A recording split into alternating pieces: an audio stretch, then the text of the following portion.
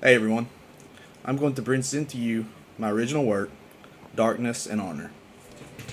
Taken to the dungeon, Lord Ogrim will be doing the interrogation of the prisoner, yelled the grunt who was manning the watchtower. Two city guards escorted the elf through the city via the underground tunnels. Only those who need to know about the reasons for the tunnels. The city of Orkanosh is a mere shadow of the once beautiful and populated area. Ever since the dark war between the two factions of the Southern Kingdom, there has been a dark haze that sits over the city, reminding everyone of times past. Where are they taking me? Thought the prisoner, as the two orc soldiers escorted him through the winding stairs that led to the bottomless pit that they called the dungeons. The prisoner was a young elf by the name of Alakia, son of Aruku, the ruler of the Eastern Kingdom.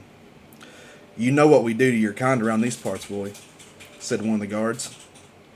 Ever since the war, and your kind abandoning us to defend ourselves, we tend to lose control sometimes when it comes to your kind. Alakia knew the history of the two races, and he knew better than to keep his mouth shut around the two-headed guards. An elf dying in an orc dungeon is not the most common thing heard of these days.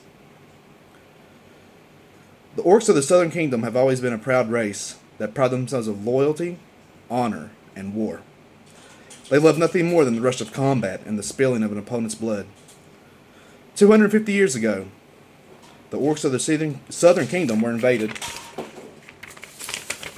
Sorry about that. Were invaded by the Uruknosh that control the other half of the Southern Kingdom.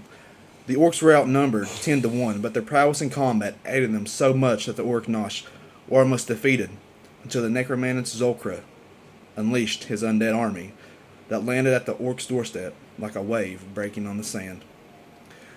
The orc chieftain at the time was a stern warrior who had spilled plenty of blood throughout his life. He knew he had only had one option if he was going to save his people from a vicious attack.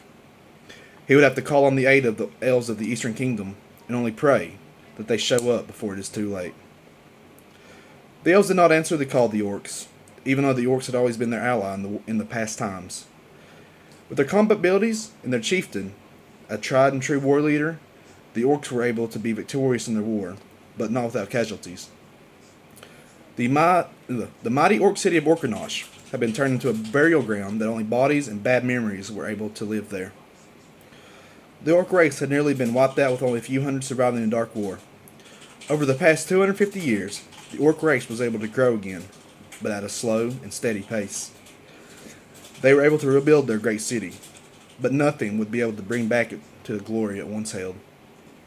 Alakia was a smart prince, smart enough to know that could happen to him if the orcs deemed him a threat.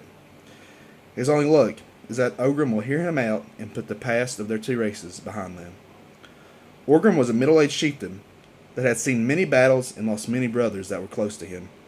One could say that he was a fair chieftain given the circumstances that have surrounded his ruling. Ogrim was clad in chainmail armor, which would allow him protection against thrust attacks. He wore only a girdle and no boots, so that he could stay swift and agile in the heat of battle. He wore no helmet, even against his advisor's best wishes.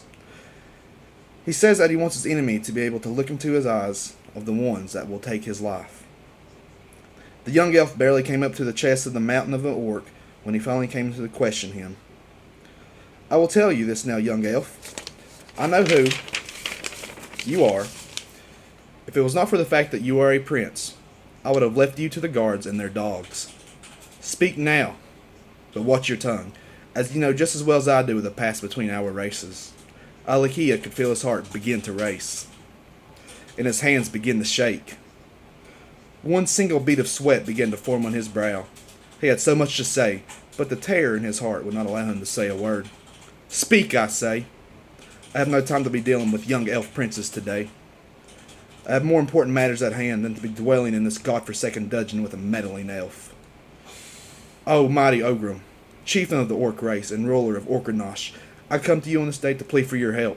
Lies, shouted one of the orc guards. You cannot trust their kind. His words are no better than the hissing of a snake. Silence, said Ogrim to the orc. Silence?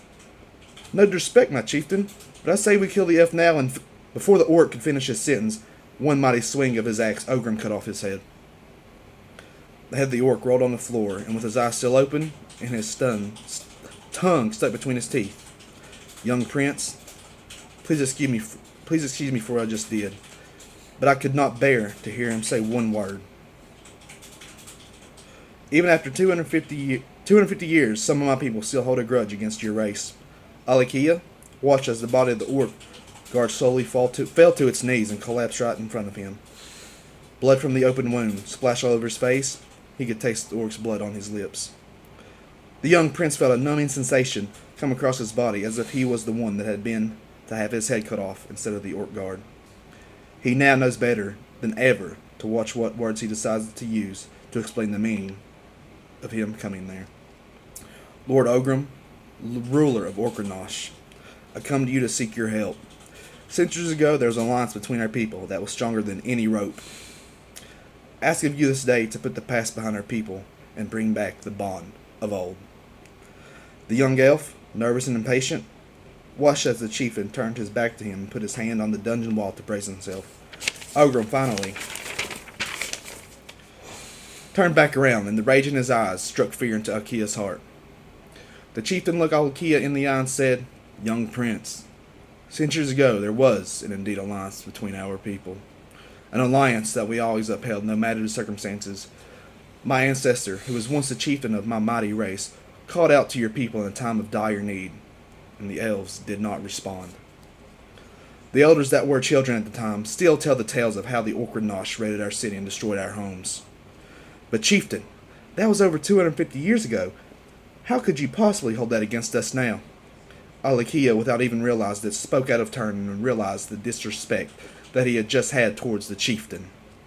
Fearing for his life, he got down on his knees and began to beg for mercy and forgiveness, just not for him, but for his people. You grovel like a dog, said Ogrim. There is no need to beg for mercy. I will not kill you just yet, young prince.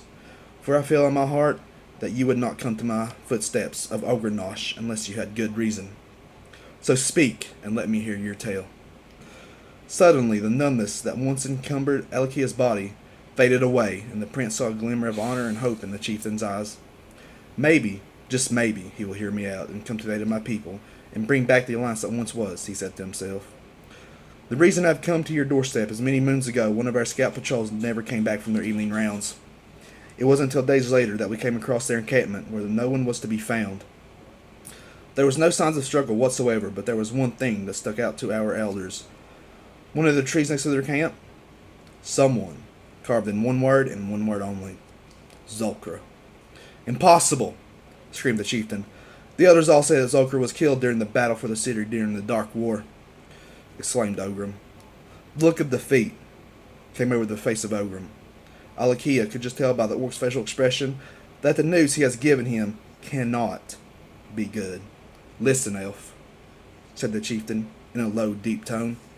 Your people have no idea what they're getting themselves into. The power and abilities that the Dark Necromancer has far outweighed any of your shaman's powers. Years ago, your race decided to stay out of the Dark War and leave my people to defend themselves. The elders say that we were able to defend ourselves against the wave of the Orkranosh, but that was only the beginning of the war. After the last of the Orkranosh was defeated, our shamans burned the bodies and buried the bones, thinking it was all over. That is when the days started to become darker. Our crops and farm animals began to weaken and finally die. Our people started to turn against one another, blaming the chieftain for not being able to keep the city alive. That is what the necromancer does. He does not just simply defeat you, but rather he infects you. He has the power to control the dead and raise them whenever he pleases, but his strongest ability is his power to control the minds of the weak and innocent. That is how he managed to turn a once blossoming city into a wasteland and graveyard. He turned brother against brother and sister against sister.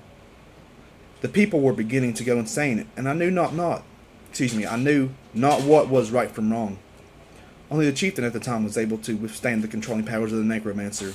This chieftain, my ancestor, his blood runs through my veins, and these veins run through my body. With the power of my ancestors, I will use my gift to help you, Alakia, son of Aruku, prince of the Eastern Kingdom. Ogrim finally finished telling his story, and he looked at the elf prince. Something was not right. The elf was not moving, still as can be, with his head hanging low, Without warning, a breeze came through the dungeon walls, cold enough to strike fear down even the spine of Ogrim. The breeze was strong enough to knock out the fires that were lit by the torches. Before Ogrim could relight the torches, he hears the elf's voice with a daunting tone to it. Ogrim, chieftain of Okranosh, you weak, selfish fool, how dense are you? The chieftain was so stunned at what he was witnessing, he was not able to even move his tongue to form words. What's the matter? Elf got your tongue? With a screeching laugh from the elf, Ogrim knew that this was no prince at all. He knew deep down inside exactly what he was dealing with. The necromancer himself, Zulfgar. Thank you.